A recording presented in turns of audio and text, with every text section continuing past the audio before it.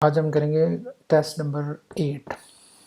तो हाँ, पिछले किसी टेस्ट में अगर किसी किस्म का मसला होता है, क्वेश्चन समझ नहीं आता, उसकी ज़्यादा एक्सप्लेनेशन चाहिए, तो कमेंट में पूछ सकते हैं। मेरा पर्सनल नंबर भी मैंने दिया हुआ है, तो व्हाट्सअप कर सकते हैं, मैसेज कर सकते हैं, ईमेल भी दी हुई है, ईमेल भी कर सकते हैं।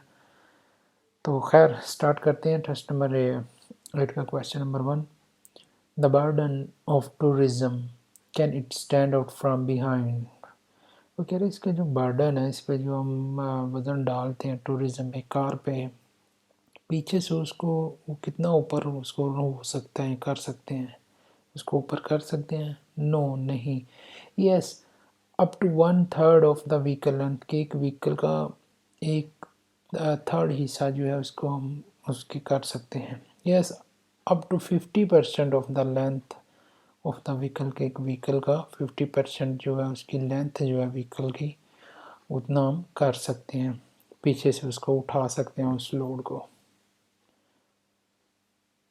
क्वेश्चन नंबर 2, व्हीकल में not circulate on the track emitting. एक व्हीकल है, उसको परमिशन नहीं है, सिंपल अल्फाज में ये कहने कि वो नहीं चल सकती, उसको मतलब प्रोहिबिटेड है चलाना उसको। कब? नॉइज़ ऑफ एनी काइंड, किसी किस्म का वो नॉइज़ करती हो, noise level above the established limits, कि जो इसकी लिमिट एक मुकर्रर की गई है रोड पे गाड़ियों की, उस लिमिट से ज़्यादा अगर वो शोर करती है, इस केस में वो प्रोहिबिटेड है।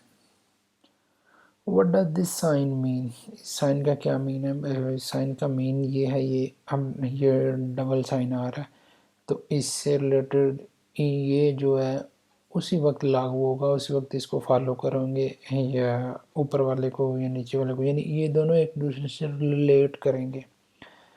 ठीक है, अब देखते हैं कैसे करते हैं। What does this sign mean? One, that there may be a ice on the road, कि इस रोड पे आइस है। ये जो निशान है ये आइस के हैं कि बर्फ़बारी हो रही है। ठीक है, तो बिल्कुल आइस है। अगर तो वो सिर्फ आइस वाला होता तो फिर ऊपर वाला नहीं होना था। दूसरे में पढ़ते हैं that in case of snow it can not exceed the indicate speed, कि इन केस ऑफ स्नो, अगर स्नो हो रही है, स्नो फॉलिंग हो रही है, बर्फ़बारी हो रही है, तो ये इंडिकेट स्पीड जो की हुई है उससे ज़्यादा नहीं जा सकता।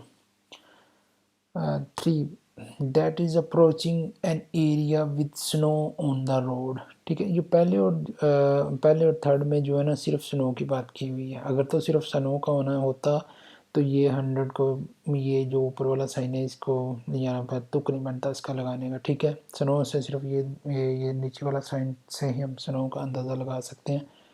तो क्या है इसका सही आंसर? ये है कि अगर इन केस अगर स्नो हो रही है इस रोड पे, तो ये जो लिमिट इंडिकेट की हुई है ऊपर, इससे ज़्यादा एक्सीड आपने नहीं करना। ये बड़े रोड होते हैं जहाँ पे 120 पे आप जा सकते हैं, तो स्नो के सिनेरियो में ये चीज़ है इसमें।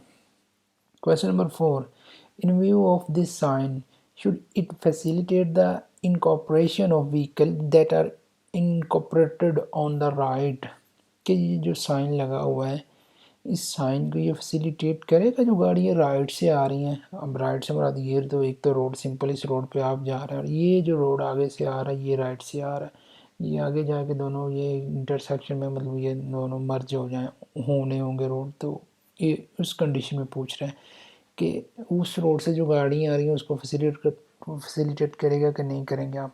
अच्छा, ये मैंने पीछे भी इसका बताया था कि ये जो साइन होता है ना, ये जिस तरफ इसका डंडा बना होता है, मतलब ये इसका रुख होता है, तो उस वाले बंदे की प्रायोरिटी ज़्यादा होती है, उसको वो पहले जाना हो, उसको उसको आपने फैसिलिटेट करना होता है। ठीक है, बाद पे ये ऐसे भी होता है और बाद पे ये दोनों तरफ भी होता है, तो दोनों तरफ मुराद ये है कि आप दोनों तरफ वाले को फैसिलिटेट करेंगे। ठीक है, no never since it give your priority, वो कह रहे नहीं, बिल्कुल आपकी प्रायोरिटी, आप जाएँ। सेकंड में कह रहे yes as far as possible, आप उसको फैसिलिटेट करेंगे। Question number 5, traffic accident are the one of the main cause of youth mortality in Spain, के ट्रैफिक एक्सीडेंट जो है वो सबसे ज़्यादा स्पेन में जो मौत होती हैं वो उनकी वजह ट्रैफिक एक्सीडेंट है। Yes, there are one of the main cause of mortality and injury in youth people जो young people, sorry young people जो उनमें ज़्यादा रेशो होती है कि एक्सीडेंट की वजह से, क्योंकि वो थोड़ी सी हार्श ड्राइविंग करते हैं, इस वजह से उनके चांसेस ज़्यादा होते हैं। Which of the following situation favour distraction while driving? अगर ड्राइविंग कर रहे हैं आप तो ये जो अ वेल नोन रोड है, non complex traffic situation and driving during the day, इनमें से कौन सी जो है ना वो आपके ज़्यादा बाइस बनेगा आपको डिस्ट्रैक्ट करने का? नॉन कम्प्लेक्स ट्रैफिक सिचुएशन, अब जब बंदे की ट्रैफिक होती है तो फिर तो बंदे का बड़ा ध्यान होता है, मतलब वो सही टेंशन होकर गाड़ी चलाता है। ड्यूरिंग द डे टाइम के डे के टाइम जो है ना वो डिस्ट्रैक्शन ज़्यादा नहीं होती। अ वेल नोन रोड मतलब जिस रोड को आप जानते हो। नॉर्मली होता ये है कि जिस रोड को हम जानते होते हैं, हमारे घर के पास वाला रोड या दिल्ली जहाँ से आना होता है, तो उस रोड पे इतनी मतलब होता ही कि हम इतने उस पर अटेंशन नहीं क्रिएट करते, मतलब तवज्जो नहीं होते, तो वहाँ पे चांसेस के इसलिए ज़्यादा हो जाते हैं कि वो हमें एक साइकोलॉजिकली हम उस चीज़ को थोड़ा लाइट ले लेते हैं।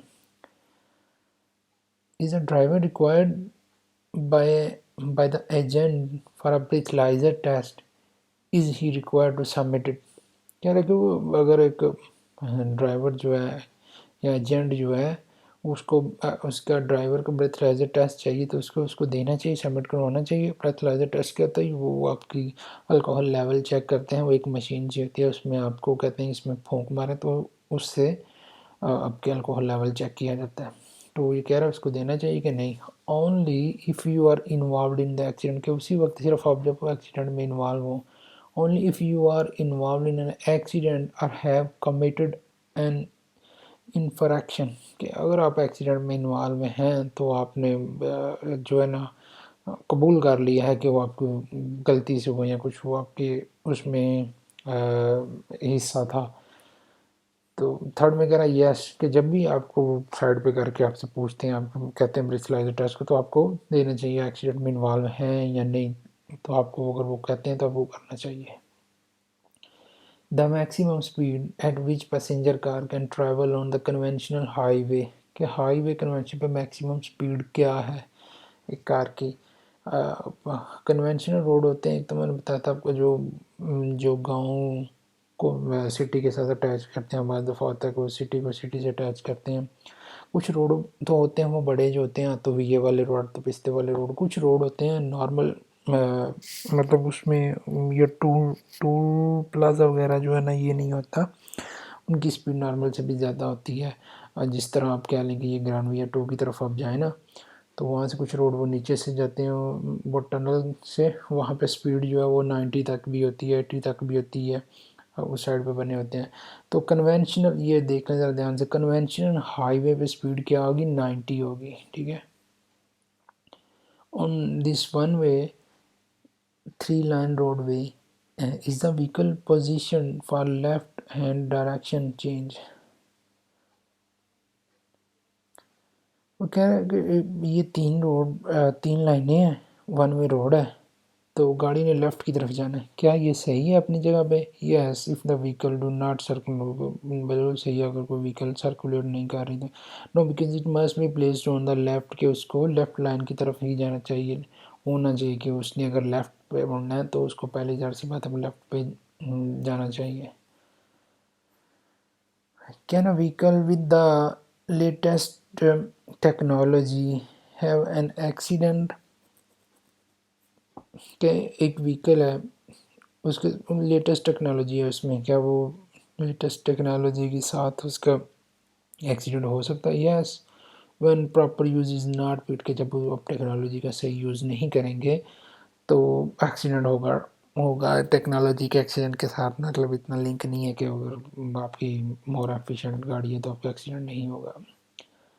There is an increase risk of sleepiness in route with, के सोने के चांसेस बढ़ जाते हैं किन रोड पे है? ट्रैफिक जहाँ पे ट्रैफिक ज़्यादा होती है, मैनी कर्व जो रास्ता जिगजैग होता है जिसमें बहुत ज़्यादा कर्व होती हैं, माउंटेन्स लेआउट जो मतलब आप ऊपर माउंटेन एरिया पे जा रहे हैं तो वो ऐसे घुमा घुमा कर जाता है, उसमें चांसेस ज़्यादा होते हैं कि आपको नींद ज़्यादा आती है।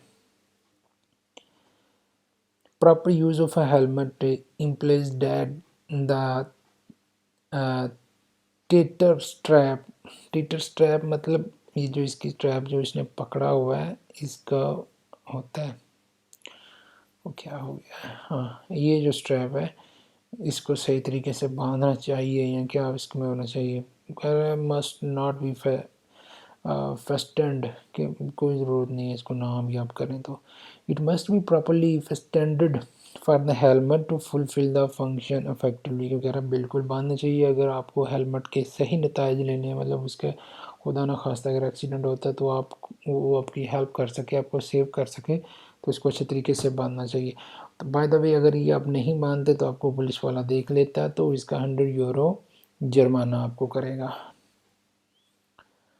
You have been stopped at the intersection regulated by traffic light and hindering movement. What should you do? वो कह रहा है अब आप जो है ना इंटरसेक्शन पे हैं, ट्रैफिक लाइट्स बंद हो गई हैं और आप जो ना लाइन क्रॉस कर गए हो, मतलब जो एक ज़ेब्रा क्रॉस है उससे आगे चले गए हो, जहाँ से लोग गाड़ियाँ दूसरी साइड से आनी है वहाँ पे चले गए हो, तो आपको इस केस में क्या करना चाहिए? Wait for the traffic light to turn green, कहता है आपको वेट करना चाहिए कि पिछली जो लाइट है वो ग्रीन हो जाए। Leave the crossing as soon as possible in safety condition without waiting for the traffic light to, अगर आप आगे निकल चुके हुए हैं थोड़ा तो आप जल्दी से वो क्रॉसिंग को छोड़ दें, और अगर देखें अगर आपके लिए ख़तरा नहीं है दूसरी तरफ से तो उसको आप निकल जाएं आगे बगैर के आप वेट करें वो आपकी लाइट कब ग्रीन होगी। Does the consumption of medication cause the same effect and reaction in those who consume them?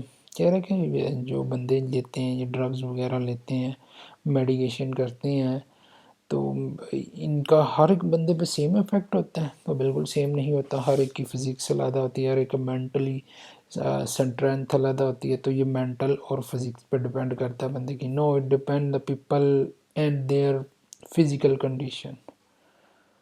If there is a red light at the entrance to a tunnel, what should you do? कह रही ये tunnel है, ठीक है, आप यहाँ से enter होना था, ये आप देख रहे हैं कि ये रेड लाइट जल रही है इसमें, तो आपको क्या करना चाहिए? कैरी ऑन विद कॉशन, आपको ध्यान से चलते जाना चाहिए थोड़ा प्रिकॉशन के साथ। Do not enter the tunnel, tunnel में एंटर नहीं होना चाहिए। Speed driving eight 50 kilometre per hour maximum, तो स्पीड के ज़ाहिर सी बात है यहाँ पे कोई चक्कर नहीं है, वो साइन बोर्ड नहीं लगा हुआ, तो टनल में आपको रेड पे एंटर नहीं होना चाहिए। ओके जी, थैंक यू वेरी मच। तो प्लीज़ लाइक करें, शेयर करें, सब्सक्राइब करें, और अपने दोस्तों के साथ कोई क्वेश्चन हो तो ज़रूर पूछें।